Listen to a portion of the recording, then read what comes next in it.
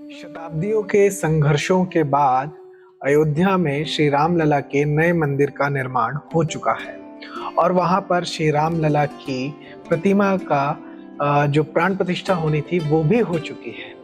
और इस प्राण प्रतिष्ठा के भव्य एवं दिव्य कार्यक्रम में देश के विभिन्न समाज के मठों के अलग अलग आश्रमों के जो मठाधीश हैं, पुरोहित हैं, पुजारी हैं और जो साधु संत हैं उन्हें बुलाया गया था। इसी तरह दंडकारण्य में भी जो जनजाति समाज के बीच जो पुरोहिती का कार्य करते हैं, जो पुजारी का कार्य करते हैं, जो बैगा होते हैं, उनको भी निमंत्रण दिया गया था। ऐसे ही एक जनजाति समाज के बैगा, पुरोहित, पुजारी हमारे बीच उपस्थित हैं जिनका नाम है भोजराज नाग जी। भोजराज नाग जी कांकेर के अंदर अंतागढ़ क्षेत्र में से के निवासी हैं और इस क्षेत्र में वो जनजाति समाज की बैगा और पुरोहिती का कार्य करते हैं और इसी बैगा और पुजारी होने के नाते उन्हें श्री राम लला के इस प्राण प्रतिष्ठा के कार्यक्रम में श्री राम जन्मभूमि तीर्थ क्षेत्र न्यास की ओर से निमंत्रण दिया गया था। तो आज के इस खास वीडियो में हम उनसे बातचीत करने वाले हैं, उनका अनुभव जानने वाले हैं कि इस प्राण प्रतिष्ठा के कार्यक्रम में उनका अनुभव कैसा रहा। वो उन्होंने भगवान श्री राम के ननिहाल से निकलकर श्री राम जी के जन्म स्थान पर जाकर जब उन्होंने दर्शन किया तो उनका अनुभव पूरा कैसा रहा। तो चलिए शुरू करते हैं आज का ये खास इंटरव्यू। मैं हूँ शुभम उपाध्याय और आप देख रहे हैं द नैरेटिव।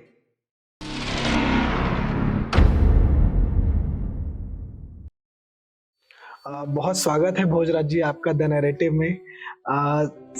सबसे पहले तो मैं आपसे, मेरा प्रश्न यही रहेगा कि भगवान श्री राम लला के जन्म स्थान पर बने मंदिर में प्राण प्रतिष्ठा के दिन आपको सम्मिलित होने का निमंत्रण मिला। उस निमंत्रण मिलने के बाद आपके भाव कैसे थे और आप कैसा अनुभव कर रहे थे? सबको राम राम। बहुत ही गर्व की बात है, मैं तो कहूँ कि परम सौभाग्य की बात है। मेरे पूर्वजों ने और क्षेत्र के देवी देवता के आशीर्वाद से और क्षेत्र की जनता के आशीर्वाद से, और मैं कहूँगा कि ये पूर्वजों का बहुत बड़ा पुण्य का कार्य है जिसके कारण मुझे निमंत्रण मिला। देश विदेश के बड़े बड़े महापुरुष, संत, बहुत बड़े बड़े जो कहना चाहिए कि प्रखर लोग हैं, महान लोग हैं, ऐसे को बुलाया गया था और उसमें मुझे भी आमंत्रण मिला अयोध्या ट्रस्ट के द्वारा, निर्माण समिति के द्वारा। मैं तो धन्य हो गया। मेरे यानी कहना चाहिए कि पीढ़ियां तर गई। मैं अपने आप को ये समझता हूँ कि भगवान ने असीम कृपा किया और मेरे पास शब्द नहीं है बोलने के लिए। मैं इतना गदगद हो गया। मेरा अंतर मन और मेरे परिवार, मेरे समाज, पूरे क्षेत्र के लोगों ने जाने के समय इतना अभूतपूर्व स्वागत किया।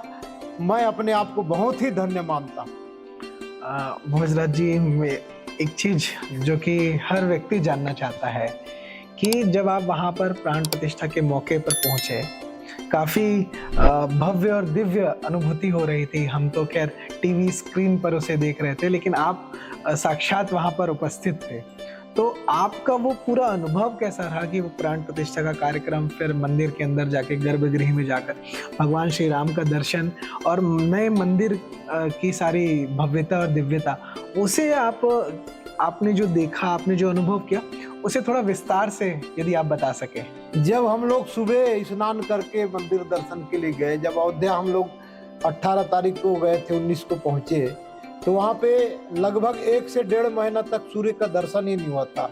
वहाँ पे कोहरा छाया हुआ था और ऐसा प्रतीत हो रहा था कि वहाँ मौसम खराब होगा, पानी गिरेगा। ट्रस्ट समिति के द्वारा सब लोगों को रेन कोट दिया गया और कहा गया कि यानी मौसम यदि गड़बड़ होगा तो रेन कोट उपयोग करिए।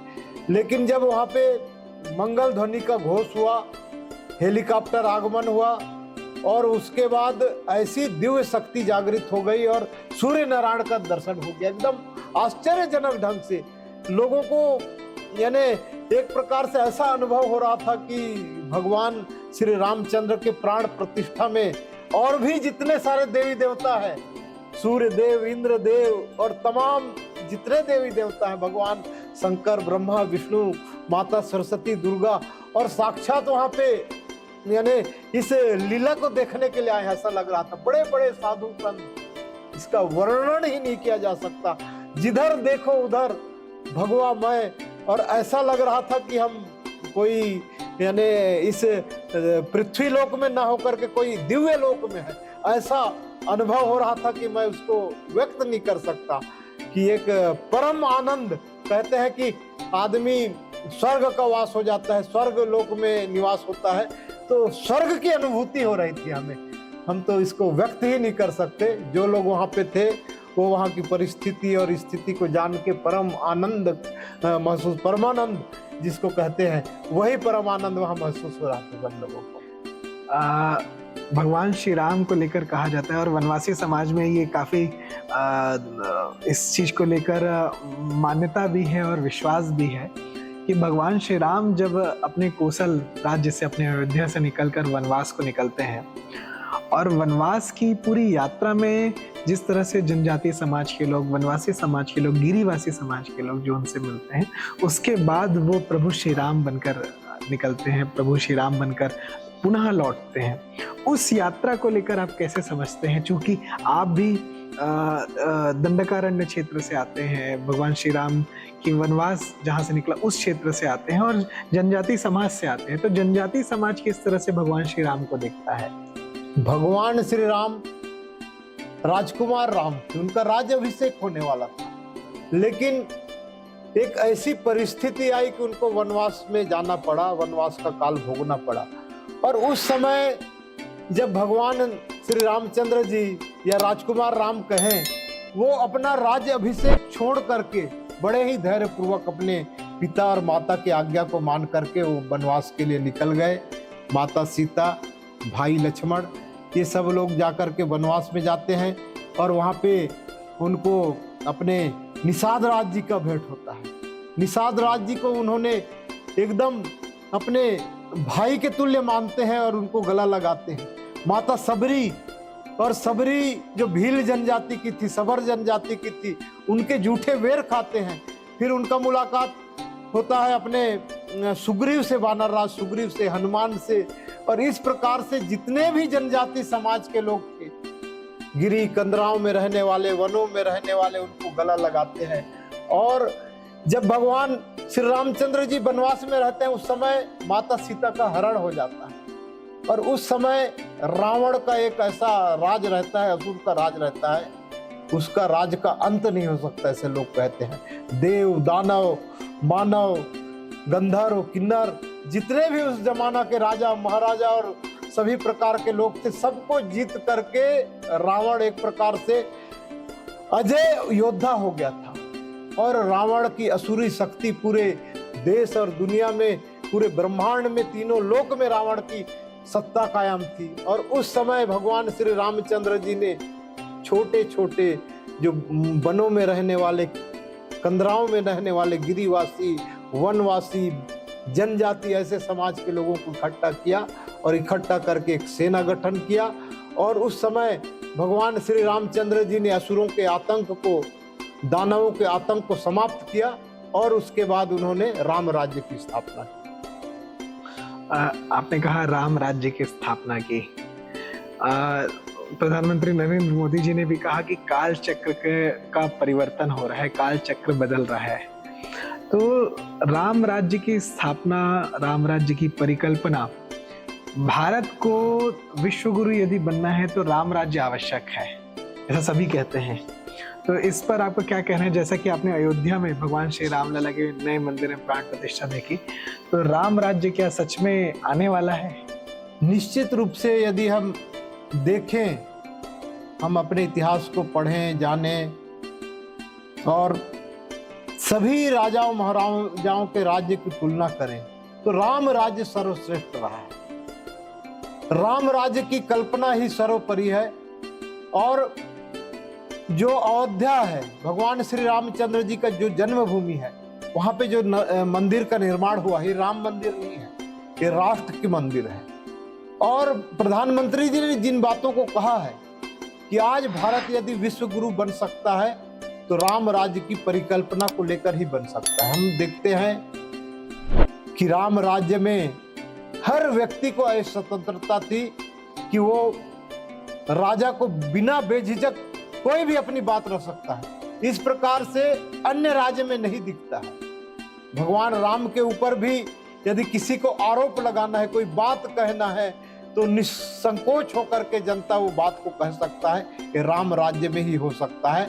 भगवान श्री रामचंद्र जी ने एक आदर्श पिता, आदर्श पति, आदर्श भाई, आदर्श राजा और आदर्श सेवक, यानी जितनी भी आदर्श हैं, जो भी मर्यादा है, उसमें रह करके मनुष्य को मनुष्यता का पाठ उन्होंने पढ़ाया और हमको सीखना चाहिए। यदि हम मानव हैं, इस धरती पे हम जन्म लिए हैं, यदि हम में मनुष्यता है, तो निश्चित रूप से भगवान श्री रामचंद्र जी की उस लीला को, उस कथा को हमको पढ़ के सीखना चाहिए।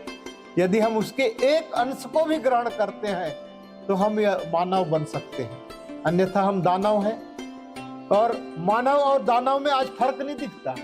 आज विलासिता का युग है, आधुनिक युग है।